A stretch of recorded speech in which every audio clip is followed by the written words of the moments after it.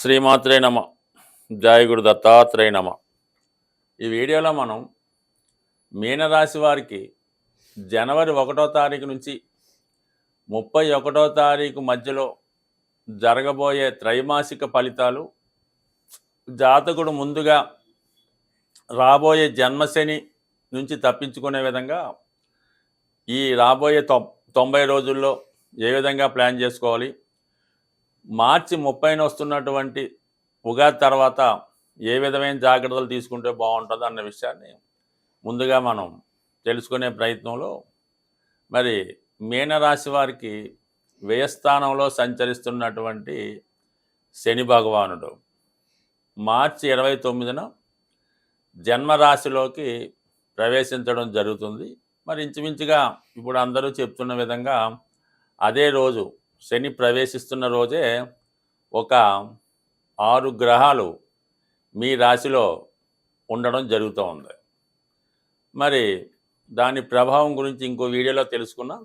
ప్రస్తుతం ఈ మార్చి 30వ తారీఖు లోపల 12వ స్థానంలో ఉన్నటువంటి శని భగవానుడు మీ యొక్క ఆర్థిక వ్యవస్థని చాలా వరకు చిన్నాభిన్నం చేసే అవకాశం ఉంటుంది. ముఖ్యంగా కుటుంబ అవసరాలకి మీ యొక్క స్థాయిని మించి ఖర్చు పెట్టవలసి ఉంటుంది.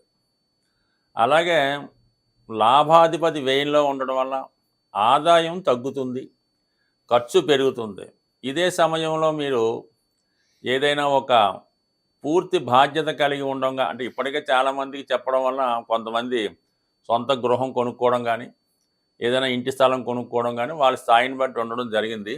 ఎప్పటికైనా మీరు సొంత గృహం కానీ, ఏదైనా నివాస స్థలం కానీ కొనుక్కోకుండా ఉంటే, మరి ఈ మార్చి నెలాఖరు లోపల ఏదో విధంగా మీ దగ్గర అసలు కొద్దిపాటి ధనం ఉన్నా సరే, ఏదో విధంగా అప్పు చేసైనా సరే, న్యాయమైన వడ్డీకి ఒక స్థిరాస్తి కొనుక్కోవడం వల్ల దాని యొక్క వాయిదాలు చెల్లించడంలో మీకు ఈ కష్టమంతా కూడా ఇంకా మీకు 5 సంవత్సరాల పాటు ఈ యొక్క శని యొక్క ప్రభావం ఉంటుంది. కాబట్టి మరి ఈ విధంగా మీరు బాధ్యత పెంచుకుంటే టైట్ ఏర్పడి మిగతా పరిస్థితులు అనుకూలంగా ఉండి, మరి మనకి ఏలినాడు శని పూర్తయ్యే సందర్భానికి మీరు కొన్నటువంటి స్థిరాస్తి ఖచ్చితంగా రెట్టింపు అయ్యే అవకాశం ఉంటుంది. కాబట్టి ఆ విధంగా ప్లాన్ చేసుకోండి. మరి దానివల్ల ఏంటంటే మీకు కొన్ని అనుకోని ఖర్చులు జరుగుతాయి. ఈ బాధ్యత లేనప్పుడు ఎవరో ఒకరు అప్పడడం జరుగుతుంటుంది, ఇంకో దానికి స్థాయి మించి చేయడం జరుగుతుంటుంది. కాబట్టి ఏదో ఒక ప్రయత్నం చేయండి. మరి ఇదే సందర్భంలో మీకు పిల్లలు చదివించడానికి కానీ, వివాహానికి కానీ ఎక్కువ మొత్తంలో ఖర్చు అవ్వడం జరుగుతుంది. కాబట్టి దాన్ని బట్టి జాగ్రత్తగా ప్లాన్ చేసుకోండి. మీ స్థాయిని మించి ఎప్పుడూ ఖర్చు పెట్టద్దు. కేవలం ఇల్లు కొనడానికో స్థలం కొనడానికో పెట్టుకోండి, ఓకే. ఇది నిర్ణయం తీసుకుంటే ఇంచుమించుగా మీకు ఏప్రిల్ 1వ తారీఖు నుంచే ఈ జన్మశని ప్రభావం వల్ల, ఈ షష్టగూట ప్రభావం వల్ల చాలా వరకు అప్పుడు పరిస్థితులు తర్వాత వీడియోలో చర్చిద్దాం. ఈలోగానే మీరు ప్లాన్ చేసుకోవడం మంచిది. ఇంకొక అదృష్టం ఏంటంటే మీకు మార్చి నెలాఖరు లోపు మీకు రుణం మాత్రం సులభంగా పడుతుంది. ఎంత అప్పైనా ఏ అవసరానికైనా దొరకడం జరుగుతుంది. దాని తర్వాత ఏమవుతుందంటే ఈ అప్పు ఇచ్చిన వాళ్ళ యొక్క ఒత్తిడి ఎక్కువ జరుగుతుంది మరి ఏప్రిల్ నుంచి. అందుకని ఏది అవసరమో దానికోసమే అప్పు చేయడం మంచిది. అంటే ఈ పాటికే మీ యొక్క బ్యాంక్ బ్యాలెన్స్లు, ఎఫ్డీలు, దాచుకున్న డబ్బులు, ఇంట్లో బంగారాలు ఇన్ని అయిపోయి ఉంటాయి. అందుకని జాగ్రత్తగా వ్యవహరిస్తే తర్వాత నెమ్మదిగా అయినా దాన్ని మనం ఫుల్ఫిల్ చేసుకోవచ్చు. దాని తర్వాత మరి గురుగ్రహ ప్రభావం కొంతవరకు 3వ స్థానంలో అందరికీ మంచి సలహా ఇస్తున్నటువంటి మీరు మీ సొంత విషయంలో మాత్రం ఏది చేయలేకపోతుంటారు. ఏదన్నా బయట వారికి చెప్పడం వరకే ఉంటాయి తప్ప సొంతంగా మనం చేయలేకపోవడం జరుగుతూ ఉంటుంది. మీరు చేసినటువంటి తప్పులు, పొరపాట్లు ఇతరులు చేయకుండా మాత్రం చాలా వరకు జాగ్రత్త పడుతూ ఉంటారు. అంటే మీ తమ్ముళ్ళో, మీ చెల్లిలో, మేనల్లుల్లో, పిల్లలో చేస్తూ ఉంటారు. కానీ మీరు మాత్రం దానిని మానలేకపోతుంటారు. బికాజ్ అంటే రాహు రాశిలో ఉండడం వల్ల అంటే మీరు నష్టపోతారు, మిగతా వాళ్ళని నష్టపోకుండా ఉండమని చెప్తారు. అది చాలా వరకు మంచిదే. కానీ మీరు ఎంత చేతనో మానలేకపోతుంటారు. బికాజ్ మనకి ఈ జన్మశనిలో ఈ 12వ స్థానంలో శని, జన్మలో రాహు మిమ్మల్ని చాలా బలహీనపరుస్తూ ఉంటాడు. పొరపాటున ఏదైనా ఒక బలహీనతకి మీరు లొంగి ఉంటే, ఎస్పెషల్లీ మీనరాశి వారు, అది మద్యపానమే అక్కర్లేదు, కనీసం కూల్ డ్రింక్స్ అయినా, టీ అయినా, కాఫీ అయినా, ఇంకోటైనా జీవితంలో మానడం అన్నది చాలా కష్టమవుతుంటుంది కాబట్టి సాధ్యమైనంత వరకు ఇటువంటి వాటికి దూరంగా ఉండడం మంచిది. బట్ ఏదైనా ఫిబ్రవరి 4వ తారీఖు తర్వాత ఈ గురువు రుజుమార్గంలోకి రావడం వల్ల మిమ్మల్ని మీరు కంట్రోల్ చేసుకునే శక్తి రావడం జరుగుతూ ఉంటుంది. అంటే ఏదన్నా ఇతరులకు చెప్పడం, మీరు కూడా దాన్ని పాటించి ఒక మంచి మార్గదర్శిగా, ఒక కార్యదక్షకుడుగా, 10 మందికి మంచి చెప్పే ఒక బోధకుడుగానో, ఉపాధ్యాయుడిగానో మీ యొక్క జీవితం నడుస్తూ ఉంటుంది. దాన్ని మీరు కూడా సంస్కరించుకొని, మిమ్మల్ని మీరు సంస్కరించుకొని ఇతరుల్ని సంస్కరించే విధంగా మీ జీవితం నడుస్తూ ఉంటుంది. ఫర్ ది సేమ్ టైం ఉద్యోగం మారడానికి మీరెంతకాలంగా చేస్తున్నటువంటి ప్రయత్నాలు ఫిబ్రవరి 4 తర్వాత అవి కార్యరూపం దాల్చడం జరుగుతుంది.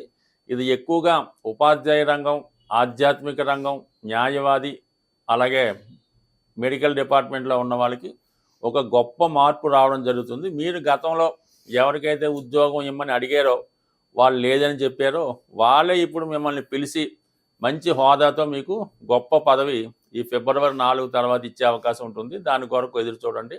ముఖ్యంగా విదేశంలో ఉన్నటువంటి పిల్లలు, చదువుకున్న పిల్లలు కానీ, అక్కడ చదువు పూర్తి చేసి ఉద్యోగం కొరకు ఎదురు చూస్తున్నటువంటి నిరుద్యోగులు కూడా మీకు ఈ ఫిబ్రవరి నెలలో, అంటే ఫిబ్రవరి నెల 4వ తారీఖు తర్వాత మీ యొక్క స్థాయికి తగ్గట్టుగా ఏదో ఒక ఉద్యోగం లభించే అవకాశం ఉంటుంది. కాబట్టి సాధ్యమైనంత వరకు అక్కడ విద్యార్థులు ఎటువంటి ఆందోళన పడకుండా కొద్ది రోజులు, ఒక నెల రోజులు వెయిట్ చేస్తే మీ యొక్క సమస్యకి తగిన పరిష్కారం అన్నది రావడం జరుగుతూ ఉంటుంది. బట్ ఏదైనా మీనరాశి వారు చిన్న విషయానికి కూడా ఎక్కువ ఆందోళన పడుతుంటారు కాబట్టి ఎక్కువ ఆందోళన చెందకుండా ధైర్యంగా ఉండడం వల్ల భగవంతుని యొక్క అనుగ్రహం ఈ మీనరాశి వారి మీద ఎప్పుడూ కూడా సంపూర్ణంగా ఉంటుంది. అయితే ఏంటంటే వాళ్ళు పూర్తిగా భగవంతుని నమ్మకుండా కొంత ఆ ప్రయత్నం ఈ ప్రయత్నం చేస్తూ ఉంటారు. కాబట్టి మరి మీరు ప్రయత్నం చేస్తున్నంతకాలం భగవంతుడి సహకారం లభించదు. కాబట్టి పూర్తిగా దైవం మీద భారం వేసి మీ ప్రయత్నం మీరు చేయండి, కంపల్సరీగా సక్సెస్ అవ్వడం జరుగుతూ ఉంటుంది. ఇక కుజగ్రహ స్థితి పరిశీలించినప్పుడు మరి పంచమ స్థానంలో వక్రగమనంలో ఉన్నటువంటి కుజుడు చాలా వరకు మీలో ఉన్నటువంటి బలహీనతల్ని బయటపెట్టే అవకాశాలు ఉంటాయి. ముఖ్యంగా ప్రేమ విషయాల్లో ఆత్మీయులు, ప్రేమికులు ఏదో ఒకగా డిసప్పాయింట్మెంట్ పొందే అవకాశం ఉంది. మరి మీరు ఎవరినైతే ఇష్టపడి పెళ్లి చేసుకుందాం అనుకుంటున్నారో వారికి వేరే వివాహం కుదరడం వల్ల, వేరే అవకాశం వల్ల దూరం అయ్యే అవకాశం ఉంది. అలాగే సరైనటువంటి నిర్ణయం తీసుకోవడం లేకపోవడం వల్ల కొంత కన్ఫ్యూజన్ ఏర్పడే అవకాశం ఉంది. ముఖ్యంగా స్పెక్యులేషను, జోదం, రేసులు, ప్యాకెట్ లాంటి వాటిలో చాలా ఇబ్బందికర పరిస్థితులు వస్తాయి. కాబట్టి సాధ్యమైనందుకు దానికి దూరంగా ఉంటే మంచిది. మరి ప్రస్తుతం నీచ స్థితిలో ఉన్నటువంటి కుజుడు జాతకుడు బలహీనతలను బయట పెడతా ఉంటుంది. ఇక మనకి ఈ జనవరి 21 తర్వాత వక్రగమనంలో ఉన్నటువంటి కుజుడు చతుర్థ స్థానంలోకి రావడం జరుగుతుంది. అంటే భాగ్యాధిపతిగా చతుర్థ స్థానంలో ఉండడం వల్ల కొంతవరకు విద్యార్థులు కానీ, మరి వాళ్ళకి ఏదన్నా ఉన్నత విద్య నిమిత్తం వేరే ప్రాంతం వెళ్ళడానికి ఉపయోగపడుతుంది. అలాగే మీరు ఏదైనా స్థిరాస్తి అమ్మాలన్నా, కొనాలన్నా, లేదంటే ఇల్లు మారాలన్నా కూడా ఈ జనవరి తర్వాత చాలా వరకు వర్కౌట్ అయ్యే విషయాలు చాలా అనుకూలంగా ఉన్నాయి.